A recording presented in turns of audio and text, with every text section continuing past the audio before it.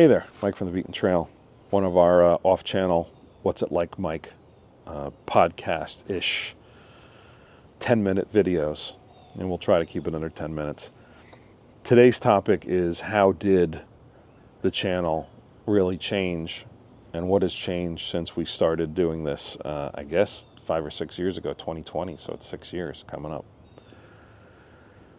We started with a Razor Trail 50-inch 900, and it was a small ride, and we started out in Pennsylvania and riding in Jersey and Lost Trails, AOAA, Famous Riding Outdoors, and we would ride almost every weekend. I think I probably rode every weekend. I had a small trailer, I had a means to bring her around, and then later on we did some testing with Mad Ramps where she was in the back of the bed hanging off the back of the truck, which from an engineering standpoint, yeah, it worked, but from a safety standpoint, you're a bit tippy. And in a 150 or a 1500, it's a lot of weight to have over the back axles, and we came close to our max weight. We weren't carrying a lot of gear with that, but we finally got went back to getting a big full-size trailer. We eventually went to a Honda because the front diff on the Polaris unit failed, and then we went to Motorcycle Mall, and I'm pretty sure it had to do with money. Polaris probably wanted to pay $100 on warranty an hour, and then Motorcycle Mall probably charged $140, and so they wanted to charge me all this money, and I kind of thought that there was some funny business going on with the parts because it was fully rusted inside. I'm like, I have the full 3-year Polaris warranty.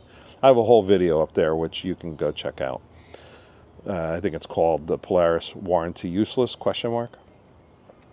So I finally said that was enough. I sold it to Keith, who eventually became a fan and a friend, and I bought a Honda Talon 1000R.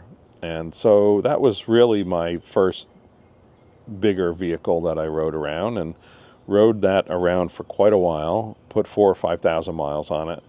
Eventually, she developed some issues with two things. One, we thought it was the frame, but it was the Super ATV lift kit that we put in there. So that cracked. Lifetime warranty eventually got fixed, but we didn't figure that out until after we sold it.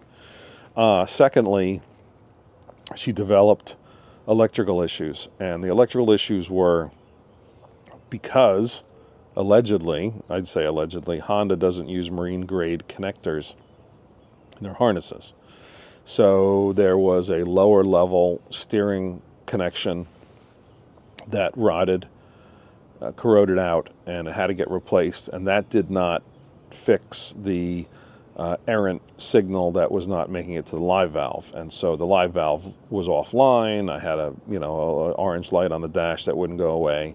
I had some Honda dealers look at it, and finally they just said, "Oh, Honda says you need a new harness." And I'm like, I'm not paying $1,000 for a harness. And it was under warranty. Had many conversations with Honda. They didn't want to help me in any way, and it kind of really just crushed my loyalty to anything Honda. I mean, I have a Honda generator or two, and the lawnmower and all that stuff, but this was a 3rd or 4th year model. Someone can tell me when the original Talon came out, but I had a 2019 or a 20. I think I had, maybe, I don't even know what model I had. A 21. Regardless, I put a lot of miles on it. Yes, it got submerged. Yes, it laid on its side. She never tumbled and rolled, and never was submerged over my calves. More than a foot or two. Not even a foot. It didn't even really get submerged that much. So I rode it for a while. The live valve didn't work. It just had a bad line. It had a bad connection to the computer. And a lot of people came to me and said, "Well, you should put the harness in." And I said, "Well, look, I'm not spending $1,000 on a harness." And they're like, "Well, Gary could install it." Yes, Gary or anyone else could perfectly be able to do a harness, but I'm not going to pay somebody or expect somebody to take 20, 30 hours to take my side-by-side apart, pull the whole harness out, put the new harness in, and then do all the testing. it wasn't worth it for me. To me, that's like a $3,000 job, probably more. Now, if anybody thinks they can do it in less than 20 hours of labor, good. Congratulations.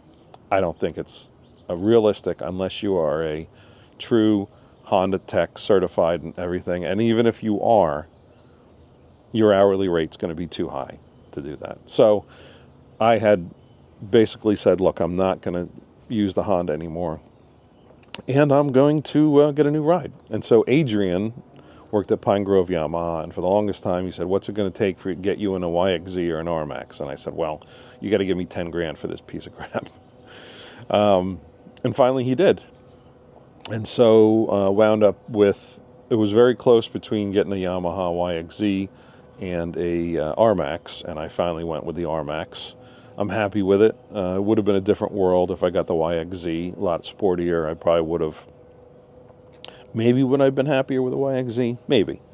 I do miss the paddle shifters on the Honda, so that's something that the YXZ has and the RMAX doesn't. They're not making the YXZ anymore, so I'd probably be in a different position now. Anyway, had that, and then I was in Tennessee, and I rode with Rich, and I was down there in 2025, and he was selling his Can-Am, and it's a 4-seater Max limo, gigantic thing, but he had every accessory. When I say every accessory, he had 35-inch stickies on it. He had all the EA, I think that's the right brand, suspension. He had the sound roof. He had the skid plates. He had the limit straps. He had the radio. He had the pumper. He had the doors. He had the windows. He had everything. And the lights and the storage and the everything, just everything. And I got it for a really good deal. Sold some crypto and had it. And so she lives down in Tennessee, and I ride her when I'm down there. Craig takes care of them. DTF Power Sports, thank you, Scott, and Angie take care of that for me. And I still do have a sponsor, Ride Royal Blue. Thanks, Justin, who all help me when I get down there. So that's the long version of vehicles that has what has changed with my channel. I try to tell a fun story.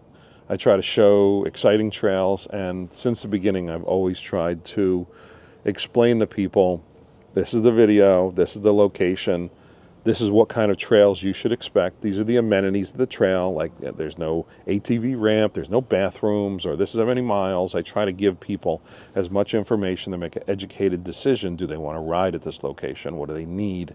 Registration, what's the width? Are there gates? And so on and so forth. So that hasn't changed throughout the channel, but my videos have gotten longer because sometimes we'll go out in Tennessee and we'll have this big, great adventure, and it'll be all day.